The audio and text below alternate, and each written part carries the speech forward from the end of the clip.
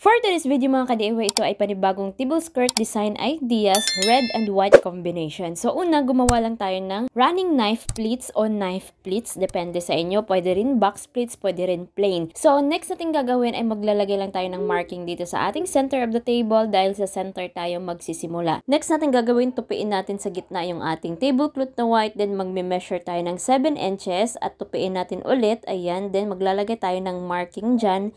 At ganoon na rin doon sa pinaka dulo ng baba ng ating tablecloth. Ayan. Lagyan na rin natin ng pins para hindi mawala yung marking natin. Then, ipaslide natin, ipaslant natin yung ating tablecloth. Ayan. Ibaba lang natin yung kabilang side at doon naman sa kabilang side para maging slant yung ating tablecloth sa gitna. Parang pa-triangle yung kanyang baba. Pa-triangle yung magiging shape ng ating tablecloth. Naka-slant yung sa center niya. Then, lalagyan muna natin siya ng pins at ilalagay na natin siya dun sa ating center of the table. So, ang magiging scallop natin dito ay vice versa. Magkasalubong sila sa ating center of the table. So, yung galing sa center papuntang left, yung isa naman center papuntang right. So, kaya sa center tayo nagsisimula. So, ipipin na natin yung center ng ating tablecloth na white. Then, yung dulong side, ayan, ipipin na rin natin dun sa right side. Ayan. Then, ganun din dito sa ating left side. So, ganito yung magiging result niya. Ayan. So, magkakaroon siya ng pa-triangle sa center. So, ang next natin gagawin, dito muna tayo mauna sa right side. Magme-measure lang tayo simula sa center papuntang right ng 8 inches. Maglagay tayo ng pins para sa ating marking. So, gagawa tayo dito ng mga pleatses sa loob. So, ipipin lang muna natin yung center sa loob. Ayan. Then, hawiin natin yung sa left side na tablecloth sa taas ng table natin dahil gagawa tayo ng mga pleatses dito sa loob. So, ayan. Imano-mano natin siyang gagawan ng maliliit na pleats hanggang dun sa ating marking. So, naglagay na tayo ng 8 inches space, diba, para sa ating marking. So, yung pleats na gagawin natin dito ay hanggang marking lang. So, ipi-pleats lang natin siya, din ipin. Ayan.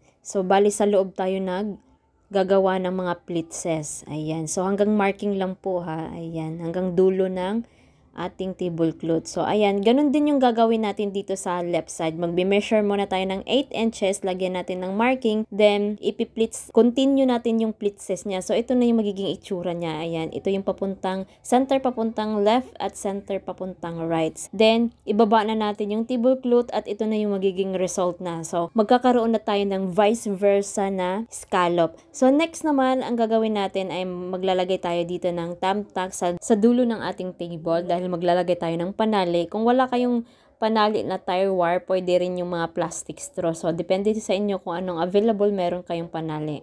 So, next naman ay gagawa na tayo ng scallop simula sa center papuntang left dito sa may panali natin. Ayan. Ayusin lang natin yung mga folds niya or mga pleatses. Ayan. So, yung scallop natin ay naka-open lang yung sa pinakataas. Then, tatalian na natin yung magiging scallop natin. Next naman natin gagawin ay magbe-measure tayo dito ng 8 inches para sa ating rose flower. Ayan. 3 folds ang gagawin natin dito. 8 inches yung size ng kada fold natin. For more videos mga DIY, you can visit my YouTube channel dahil marami pa kayong mapagpipili ang mga table skirting design ideas, backdrop at iba pang mga tutorials. Pagkatapos natin maitali yung ating mga folds, ibubuka na natin yung side to side at itong nasa center. So dito naman sa center, bubuka muna natin yung pinakadulo niya. Ayan. So, ipaikot lang natin siya. Bali siya yung magiging rose buds natin. Ayan. Then, lalagyan natin siya ng pin para hindi matanggal yung rose buds natin. Yung sobrang tablecloth ng folds natin ay ipaikot natin ulit. Ayan. At ipipin ulit natin sa may gitna. Ayan. So, ayusin mo lang yung ating rose buds para mag-form talaga siya ng flower. At ito namang side to side ay ipakross mo lang yung dulo to dulo nila. Ayan. Ipakross mo lang sila. Then, ayusin mo lang. So, ito na yung magiging result ng ating basic rose flower. So, meron tayong advanced na rose flower. So, bisitahin nyo na lang yung aking YouTube channel. So, next naman natin gagawin, dito naman tayo sa right side. Same pa rin kung ano yung ginawa natin dito sa left side, ganoon rin sa right side. Pag natapos na natin yung mga rose sa side to side, ito na yung magiging look niya. Ayan, meron tayong vice versa scallop. sa ating center at rose flower naman side to side. So, pwede rin natin siyang dagdagan pa ng additional rose flower sa center. So, magdadagdag lang tayo ng 3 rose flower sa center. So, itong gamit nating tablecloth ay half lang din ng 60 inches width. Hinati lang muna natin yung tablecloth natin dahil sa center tayo magsisimula. So, magfo-fold tayo dito ng 8 inches. Isang folds muna dahil papunta tayo sa right side. Next naman, matapos natin magawa yung single fold sa center, gagawa na tayo dito ng 3 folds sa right side. Then yung sobrang cloth, isiksik mo lang sa kanyang mga pleatses. So, dito na ulit tayo sa ating center. Gagawa na ulit tayo ng 2 folds para makumpleto yung 3 folds. Next naman, papunta naman tayo dito sa left side. Gagawa ulit tayo dito ng 3 folds.